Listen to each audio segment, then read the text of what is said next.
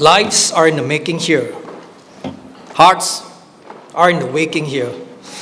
Those are some words from a song that I used to sing a lot as a kid, some 30, 40 years ago. And lately I've been hearing quite a bit of it.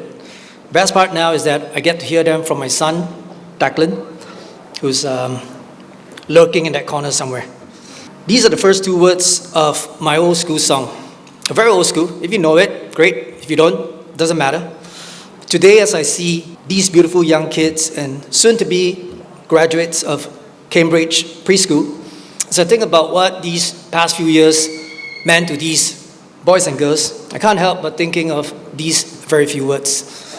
Lives are in the making here. Hearts are in the waking here. Good afternoon, Dr. Yen, Miss Fiona, Miss Val somewhere, and Miss Yvonne. Hi to all the eager parents and family members here today, all the teachers who put in months of hard work for this one day of song and dance and a parade of beautiful memories for all of us present. And last but not least, to the outstanding boys and girls of Cambridge Serangoon and Cambridge Sengkang. Give us a good show. My name is Marco Wong. I'm here with my wife, Jollyne, my daughter, Isabelle, a proud alumni of Cambridge Serangoon, and of course, our little chim, Declan. We consider ourselves, maybe I consider myself, quite a bit of an expert in the area of preschool. After all, Isabelle has attended 4 preschools, and actually so has Declan, the last being the best, I think. And truly often I get asked by many parents and parents-to-be about what I thought about the preschool, this preschool, that preschool, preschools in general, and what to look out for. So I always say kind of the same few things. Number 1, proximity. Never underestimate the value of proximity, especially if you're a parent like me who brings a water bottle when forgotten, who ferries the kid to and fro enrichment classes, or who volunteers for activities come dress up as Deadpool for Halloween or Emperor Pui for CNY. Second, budget. Obviously, we all operate with different budgets. And my God, did Dr. Yen throw in a real kicker from 2 years back. But we move on from that, and the school had their reasons, the parents had their choices, and here we are today, all happy. Needless to say, all the K2 parents share in the joy of paying a little bit less for primary school education next year. Lastly, but possibly the most significant factor in looking for a suitable preschool for our little ones would be the environment that our kids would be in during their waking hours. And within that scope, you would say the most important being the teachers. Now, in a school tour, I appreciate that the center manager or the principal would go on and on about their comprehensive curriculum, the fancy facilities, maybe a pool, maybe a playground, maybe some pretty artwork done by God knows who, maybe even the school's emphasis on AI, abundant use of iPads to do code monkey or robotics. However, what I really want to know when I go to a school and what I want to see is, are the teachers happy?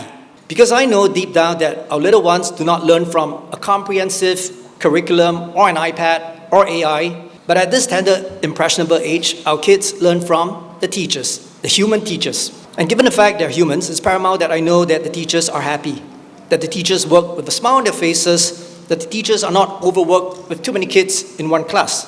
The teachers do not have to shout louder than the teachers next door because there are no walls separating their classrooms. Because deep down I know that happy teachers make happy children. The energy, the mood, the vibes that we adults give will almost always rub off on the kids. If a teacher is tired or feeling stressed or worse, showing frustration in the classroom, then can you imagine how that would rub off on the kids? What difference does a good curriculum make if you haven't got a motivated teacher to relay all that content to the kids? Conversely, if a teacher is fully motivated, fully content in the school, and even if she didn't have the curriculum, the resources, the tools, she would somehow find a way to make the class, the lesson, a meaningful one. So happy teachers, happy children. And it is this very reason why Joey and myself picked out Cambridge Preschool 4 years ago when we moved house. So yes, we did look around, as we always do, did the school tours, spoke to the principals, the center managers, even spied on some schools during normal hours just to see how they did things around there. And Cambridge Preschool, I am pleased to say, ticked that one big box we were looking for, the teachers. God knows it's not the school fees. The teachers, always working with a smile on their faces in spite of the many difficult circumstances, I'm sure. The multitasking, the stress of meeting concerned parents, the many things that can go wrong in spite of best laid plans, as it is with kids. Things like HFMD, influenza recently in our school. But through that all, the teachers at Cambridge really shone through, I think. So yes, on behalf of the parents and the children here, I'd like to thank all the teachers for their tireless passion, their patience, their attention to detail, and above all, just their pure love for all our little ones. I also like to take this opportunity to give a special shout out to Declan's K2 teachers, two individuals, teacher Jollyne and Wang Laoshi. They only just joined Cambridge Serangoon at the start of the year, I think, and had a lot to handle with this K2 bunch, not to mention preparation for this big, massive concert we are at today. So these two, I think, are really exceptional individuals. They deserve special mention, constantly updating us parents, broadly about class activities, or sometimes very specifically about the progress of the kids. And seeing how Declan just progressively looked forward to going to school and how he's always citing what teacher Jollyne and Wang Laoshi said, tells me that the two teachers, they've really connected very well with the kids. And I've seen that with my own eyes, given that I often drop by the school to spy as well. So again, I want to thank you, and hopefully Dr. Yen and Miss Fiona are taking notes. Of course, it takes a village to raise a child. And it takes an even bigger village to raise a school of kids. Happy teachers do not happen by accident. They were well marshaled by a young and very competent principal, Miss Val, who came to Cambridge Serangoon more than a year ago.